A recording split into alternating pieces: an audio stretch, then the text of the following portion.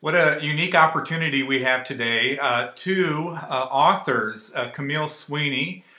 She's a journalist. She's a contributor to the New York Times and other publications. And then her husband, Josh Gosfield. And Josh is an artist, illustrator, photographer. And Josh, you can feel free to share a little bit of the other opportunities you've had in the past, but most notably, too, was the art director with the New York Magazine. So welcome, Camille and Josh. It's good to have you today. It's great to be here with you, Hi, Tony. Tony. And coming to us from New York City, things in New York City good today? Excellent. It's an excellent day. It's warm. We've had a lot of cold weather, and I think today's going to be the warmest day of the week. So very good. We're grateful for that in the wintertime. The warmest day of the week is important. And we had a breakfast meeting at the Waldorf Astoria Hotel, so it's quite a treat. Well, I had a breakfast meeting at Panera. Very similar. Well, the reason why we're connecting today is Camille and Josh have recently released a book. It's called The Art of Doing, and I love what you're doing with this project because you're not looking at just great dreamers, people with great aspirations, but you're looking at great achievers. And so I'm just curious, first of all, what prompted you to tackle this project? It's an interesting story, Tony. It grew out of one of Josh's fine art projects where he was creating a fictional celebrity and creating her whole media archive as if she really existed. And so in order to do that, I'm a writer, and so we would have a lot of conversations about how someone gets to the top of their field. And in particular, this woman who was a French chanteuse from the 60s. And so there was a lot of narrative to work out. In other words, how does a famous person vault up to higher and higher levels of fame? And so it sort of became a little bit of a meditation on that. And then Camille one day just had the idea, hey, why don't we write a book? And the way we'll write it is by going to extraordinary people who've done extraordinary things, and we will simply ask them, how do you do what you do? And so the whole concept of the book is almost an exploration with these people. We did not have an agenda with them. We did not have any set idea of, well, it's all about hard work or it's all about following your dreams. It's all about whatever these people are going to tell us it's about. Well, first of all, can you give us a sample of, some incredible people that were included in these interviews. Can you share some examples of the folks that you talked with?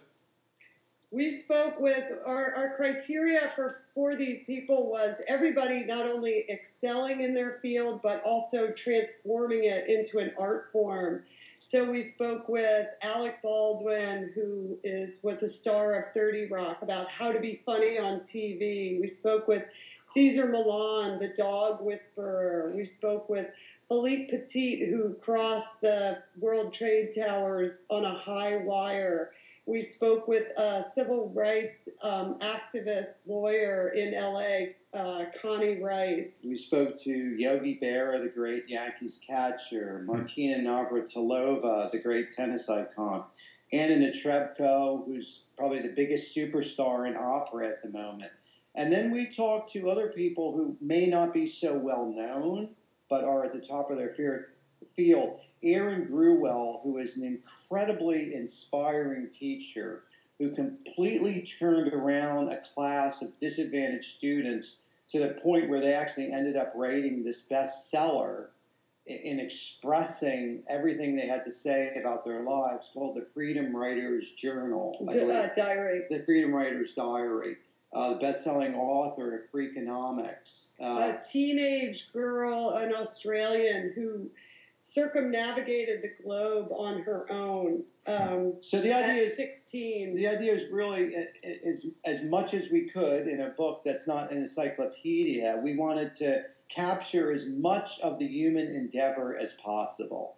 So we've got great business people, we have elite athletes, we have people in the arts, we have people in media, and then some of these, we sort of call them iconoclastic achievers, people who set out on really individual paths and have accomplished so much. Well, let me just say this. I'm going to have to check my call log, but I'm pretty sure you never invited me to be interviewed. Yeah, we couldn't get through your handlers, Tony. Well, without giving away everything in your book, what were there some common traits that you found as you began to have these conversations with all of these super achievers? You know, we found many common traits, and it was interesting because, as we said, we didn't have an agenda when we interviewed all of these people, but slowly we started seeing these patterns. So we actually came up with 10 things, but we always kind of begin with something that was an underpinning of all of these things, and it's self-awareness. Because to practice any of these things that people were so good at, the really critical thing that people need to do is they need to be able to step back and look at themselves.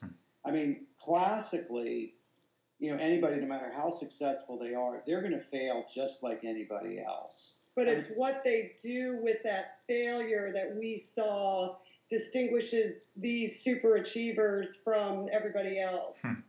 And when they fail, the common way that many people deal with failure is, you know, you're going to blame it on the fact that, well, now that the internet's out there, it changed everything. We're in the middle of a recession. I don't like the president. You know, everything's been shipped to China, whatever it might be. But what these people did was they take a really clear-eyed look at themselves. And their assumptions. Their biases. And because they're willing to go there, they have the capacity to reinvent themselves and the way that they do things. And particularly in these times now where everything's changing so fast, that we found was a really just kind of the central key to what these people did. And that allowed them to exceed in these other traits that we found they had in common, that sort of knowledge of themselves. So tell me this then, based on your experience in these conversations and this engagement, what would you say to the person that asks then, is it possible for anybody to achieve in any of these areas? Can it be done? Or is there some natural inborn some talent or giftedness that just has to be there before achievement can be experienced? Well, it's what we found out, Tony, that's so interesting. Of course, talent matters, but it's what you do with that talent that matters. So maybe not everyone will become a super achiever in their field, but they can get better at what they do. So whether it's a stay-at-home mom and she wants to improve her relationships with other mothers in the community, or the CEO of a billion-dollar startup who wants to make sure that everybody's in sync. There are so many things that you can be learning from the people that we talk to sort of up your game. And, you know, so much of talent, yes, there's innate talent, but also developing your talent, which requires those cognitive skills to be smart enough to find mentors, to study, to learn, to practice, and all of those, that's a mental thing. And, you know, we all know many stories of young phenoms who come out and just burn out because they didn't really have the mental strength to continue to be better at what they did. Because all of these, you know, it's almost a vision of a really successful person. We almost think of them as superheroes. Like they can leap tall buildings in a single bound. But the fact of the matter is, these people really struggle. They really continue to struggle throughout their careers. And when they either meet goals or sometimes find that the goals aren't quite right, they are going to come up with new goals or tweak goals. It's so much of it, I think, is a love of the process of getting there. And a humility. We fully expected we would be talking to very sort of highfalutin, big ego people, and what we found they practice is actually the flip side of that, and that being willing to learn and being humble plays into success in so many ways. All right, so let me ask you this last question. I want you to come from the perspective most of the folks that connect in the conversation through my site and through my writing are in some sort of leadership role where they're influencing other people. And I want you to put yourself in their shoes. If they have people in their organizations with huge potential, how can these leaders draw out the potential in those people so that they can experience the biggest impact? I mean, one thing that we found that's maybe a bit counterintuitive to what you're talking about is listening is a huge aspect. And this is something to tell these people who are talking to the potential leaders that they actually need to listen. I mean, there's this great, wonderful story of Tony Hsieh, who was the CEO of Zappos, and decided, I want to create a great company culture. That was more of his goal than having a billion-dollar shoe company. And how did he do that? Instead of decreeing to everybody what those company values were, he set out to engage everybody in the company and to have a shared set of values. So in some ways, you know, we like to tell you something that these people could tell the people that they're dealing with, but they can also ask of them to be able to listen and perceive and find out what those people might actually need or what they may aspire to could be just as effective as being, you know, the Moses who comes down from the mountain and dictates to everybody how to get ahead. That's a good word, and I think a great place to end today's conversation. Josh and Camille, I really do appreciate you taking a few minutes today to chat about your book. It's The Art of Doing, and if folks want to continue to follow your writing, your insights, or pick up a copy of the book, where should they go? We have a blog, Tony. It's theartofdoing.com. So if you get to the blog, all our stuff is there. We're constantly writing about these things. And The Art of Doing, it's available in bookstores, on Amazon, on Barnes & Noble.